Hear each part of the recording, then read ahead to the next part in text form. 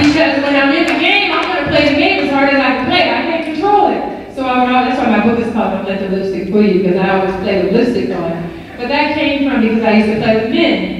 And I was the only girl out there, so I would wear my pink shorts or my pink shirt, because I didn't want anybody to think that I was a boy. Clearly, I was 6, right? So I would wear all these girly things, and I would wear ribbons in my hair like the volleyball players do, because I thought that was so feminine.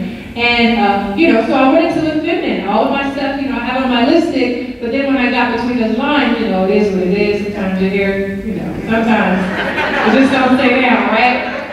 But, then I would change, and I feel like when I come out of the locker room, I enjoy having on a dress or a skirt or looking nice, right? Because I can control that. And of course, in LA, there's always cameras and people, everybody has a camera, right? How many pictures did I take tonight? If I had just $1 for every picture, right? So everyone has a camera, but I will control what I look like because that's important. And I feel like a lot of times with women, they have this opportunity, whether it's an Olympic opportunity, you are a role model for every young girl and boy watching you. Even if you're at a high school locally or at a college, we're role models to other young girls and boys. So how we look and how we carry ourselves, kids are watching. So it's very important to recognize how you carry yourself and your appearance, taking care of yourself. And then the other part of the branding was understanding that you are your own brand. So be careful with, I'm just going to say this because this is me now, with the tattoos, and all of the different things, the hair fads where they shave off one side and one side. It's just, you are a brand, and when you think about sponsors, am I right? Sponsors, think about what they want their brand, how they want their brand represented.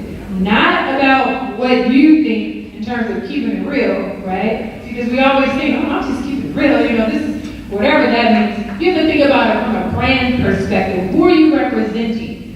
You're not just representing yourself. You're not just representing your family name, which I tell my kids all the time. Hey, you better get it together. Don't you go in there misrepresenting my family name, I tell my kids that they're only 3 and 5. I tell them what do you do? Yes, okay. Be polite. Even if they get it wrong. Be what? Be polite. That's right. Because it's important how you represent yourself. Those are my children. If my children come and you saw them and you start worrying about your videos and stuff getting knocked over, you're like, oh my God, our kids are horrible. I was like, it's the same way that we look at our little children. It's the same thing that applies to us as young ladies, as young women, and how we represent ourselves. So I always speak about branding and how important it is, and to recognize that we are all role models. I have a question for you all. I would like to know, does anyone out there have a question for me? I'm actually a teacher and a former athlete as well. And I guess my question to you is when I think of my little girls in my classroom, and I think of my tall ones and my ones that are having image issues, body image issues. Was there a time when you were uncomfortable with your height, and uncomfortable about being different from the others, and how did you deal with that? That's a great question.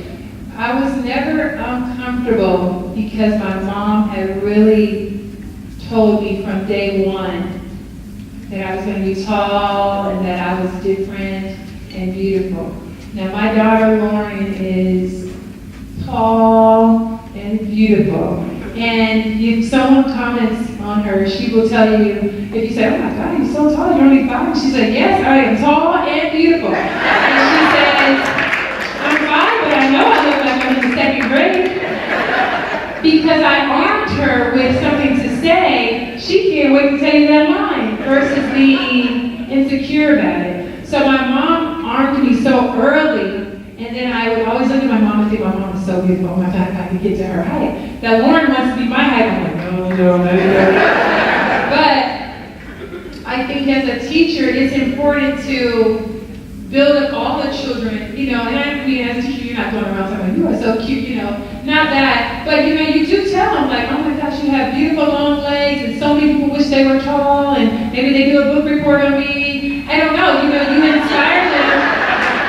You inspire them with other people that look like them to me, and I think that's important. I mean, I'm extremely tall. I'm 6'5". That's that's a lot. And I said, what's 2 more inches, right? So I can throw on my heels for you guys. I mean, I'm going to be taller than you anyway. A dress just looks better with heels than flats. We just got to roll with it, And I think you just got to keep inspiring. Yes, my name is Edith Skippings, and I'm from the Turks and Caicos Islands. Okay, guys, I got to get there too. I have a question for you. I'm actually a part of the women's sports activities that we had for today, making a 2-year plan going forward for women in sports.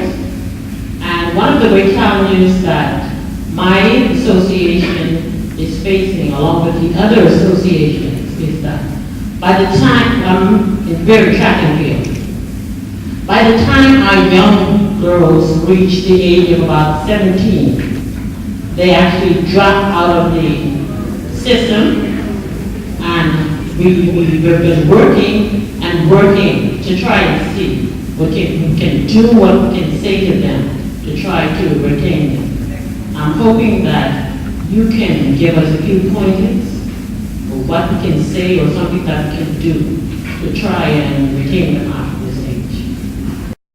Yes, thank you for that question. I think first what you should do is create some sort of forum to find out from those young ladies why they decide not to run anymore. Is it for financial reasons?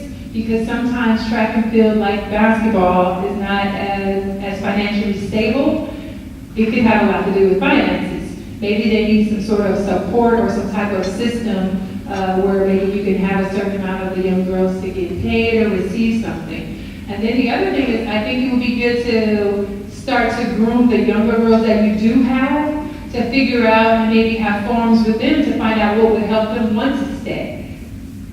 I think it's a matter of discussing it with the youth versus sort of those in charge trying to figure out why. Let's find out from the young girls. What is is it because, teenagers now, 17 is around that age where, they don't want to split out their hair, they want to look cute, so we have to find a happy medium of how we can hold them together, and if there's some sort of benefit, even from your sponsors, something that says that they made it, there's a stamp of some sort of approval or medal that says that they made it to a certain platform. You kind of got to make it a little more glamorous that they made it to this level. And what is this elite level? Does it have something special? Does it feel special? And maybe you ask some of those track athletes, maybe it doesn't feel like it's, yeah, you're shaking your head. Did you do that? Maybe she would know, I don't know. Maybe it doesn't feel like they ever reached anything. Because sometimes we look at the young ones and we're like, oh my God, like this one is good and this. And sometimes, it's like adopted children, right? The older ones, people look past them all the time because it's like, you like the little ones. I don't know, not in a weird way, but just, the smaller ones, right? They're fast, they're quick, they have so much potential. And then you see that maybe at 17, they're not that fast, they're not that great. So maybe there's things, I would hold some sort of type of forum on finding out from these young girls what those reasons are, and then maybe go from there. Okay, I'd just like to say that financial contributions to these individuals, that's not acceptable. They can't actually accept, at this age, accept money for running. Right, so But maybe they're trying to get jobs.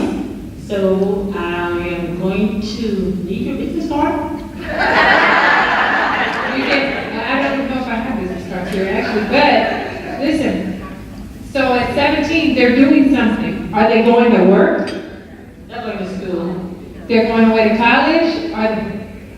There's some reasons you got to look at that number and see what are they doing? Where are they? I think it's just like you're saying, you don't, at a point in your life, you didn't want to get sweaty. That has a lot to do with the girls' home. At that age, they won't want to get sweaty, they want to be into boys. Well, that was before I entered sports. Once I entered sports, it made sense to me, but I think that these girls, we need to figure out what this is. Are they gone to college? Are they getting scholarships somewhere? Is the goal to get them a scholarship? There needs to be some incentive. If you're just telling me to come run and you're mad that I'm leaving for you, there's no incentive for why I don't need to stay. It's, at 17, they probably have to get a job. We need some incentives, like let's figure out how we can get college scholarships for these girls. And is there some, you know what I'm saying? There has to be some benefit for these girls to stay. And finding out why they're together. I'm sorry? I think, or maybe we can, could help us to put something together and put forward to try and retain these efforts at that age. Yes, Ms. Donna, we don't have to overcome that. Anyone else? Yes. Thank you for that wonderful, inspiring speech. Go women, go girls. So my name is Brenda McKee, and I actually work in the United States at the University as Assistant Director of Athletics. So I have two questions for you. The first one is, I'd like for you to talk about the importance of academics and going to college and balancing academics and playing sports and how difficult that is. And the second question, I know you've talked a lot about in your book and some of the things I've read about you, so I read about you all the time, is Title IX and the opportunities that provided you with, equity in sports, which we don't have here in Bermuda. And perhaps that's one of the reasons why in the Caribbean, I have my theories on that, but I want you to talk about Title IX, and it's no coincidence that the United States has done so well at the highest levels in sports. Yes. Because there's a plan. Okay. Thank you. Sounds good. Thank you. Okay, let me address Title IX because I remember that the most recent. I'm a mom, I have a money brain.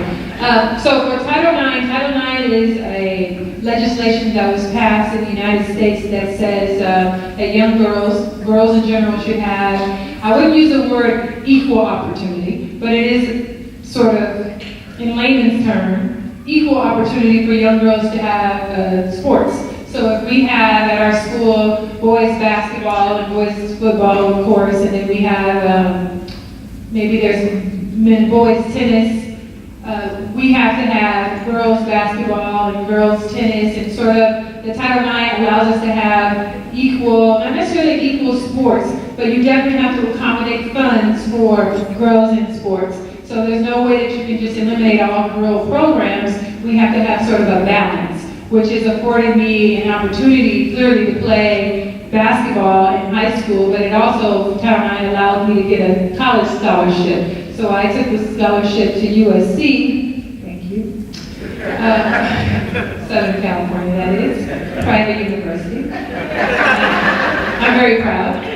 But I think otherwise, I would have never been able to afford to go to a university like that at all. And USC is major to us in Southern California, but around the world. And so Title IX clearly afforded, again, so many women the opportunity to get a scholarship to go to college. And I wasn't aware that you guys have had Title IX, but I guess, it's a different country, right? But it's so important, and maybe something you guys could focus on, maybe why you're also losing some of your girls, because it doesn't feel like a benefit. See, the thing about, I don't know if we've been bamboozled sort of in the U.S., but we feel so thankful that we get to play. It's such an opportunity that we have pursued, to play as much as we can. This is why we fought to get the WNBA, and David Stern, who is clearly the commissioner of the NBA, started the WNBA. So we're really thankful, but women in sports, we were taught to be very thankful that we get this opportunity, and we take, a lot of advantage of it. But Title IX is clearly the reason why all of our women, that if you've ever heard of any woman playing sports, is because of Title IX, and it allowed us that opportunity to play.